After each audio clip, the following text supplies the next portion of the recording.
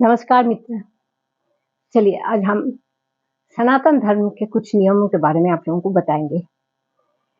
हिंदू धर्म ग्रंथ के अनुसार अगर हम लोगों का समाज में किसी व्यक्ति का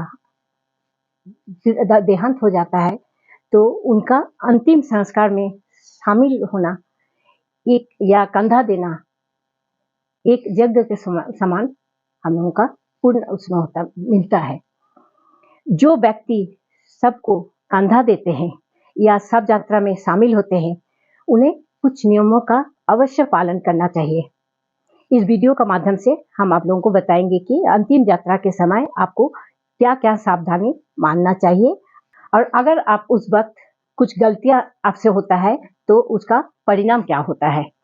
मित्र, शव यात्रा को देखना शुभ माना जाता है।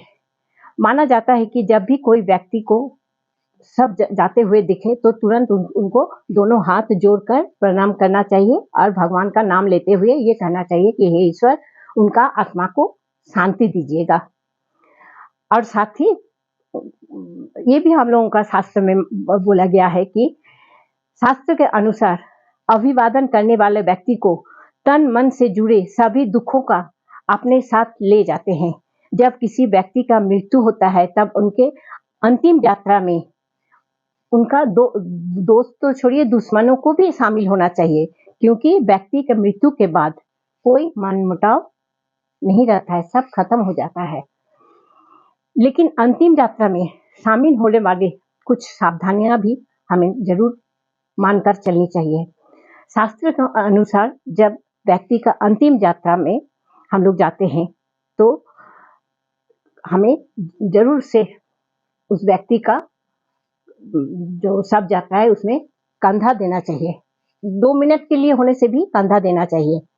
आज भी गांव में देखिए लोग मानते हैं कि गांव में किसी का अगर मृत्यु हो जाता है तो तब तक उस गांव में किसी का घर में खाना नहीं बनता है या चूल्हा नहीं धराता है जब तक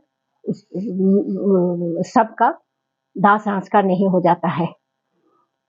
इसमें भी माना जाता है कि उस समय उस दौरान किसी का घर में किसी तरह का शुभ कार्य या पूजा पाठ भी नहीं करना चाहिए।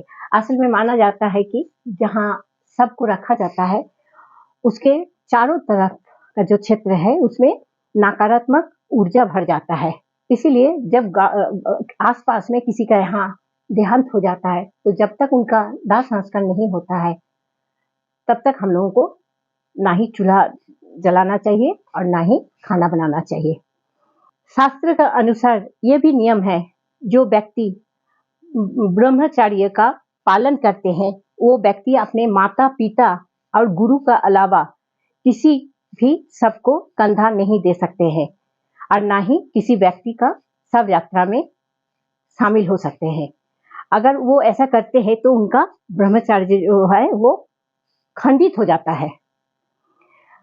अच्छा, जो व्यक्ति सबको लेकर शमशान घाट में जाते हैं, घाट में प्रवेश करते हैं, वहां उन्हें किसी तरह का अनुचित व्यवहार या हंसी मजाक नहीं करना चाहिए।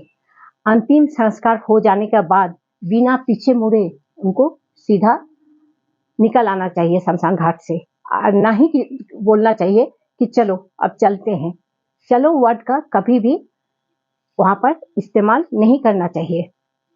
उसके बाद शमशान घाट से निकलने के बाद किसी तालाब या नदी में जाकर कपड़ा पहने हुए ही नहा धोकर उस व्यक्ति को थोड़ा जल अर्पित करना चाहिए ताकि उसका आत्मा को शांति मिले।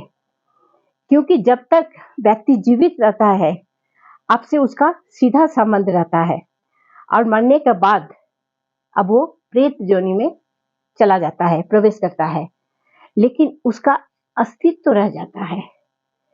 इसीलिए लौटते समय चलो शब्द का प्रयोग कभी नहीं व्यक्ति को करना चाहिए।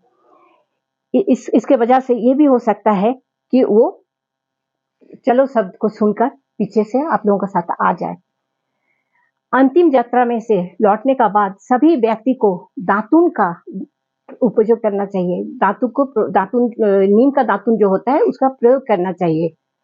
सभी को लोहा को छूना चाहिए, जल को स्पर्श करना चाहिए और पत्थर को स्पर्श करना चाहिए। देखिए, ऐसा इसलिए किया जाता है क्योंकि मनुष्यों का भौतिक शरीर का अलावा भी पूजा से बने हुए एक अन्य शरीर भी होता है, जो शमशान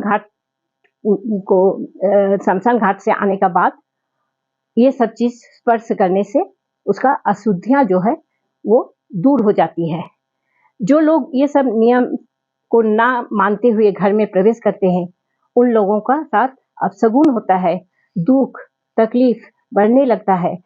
शास्त्र में तो ये भी बोला गया है कि जब कोई व्यक्ति दाह संस्कार के लिए शमशान घाट में जाता है तो उसे एक दिन के लिए सूतक का भी पालन करना चाहिए। इससे उसका परिवार में शांति मिलता है।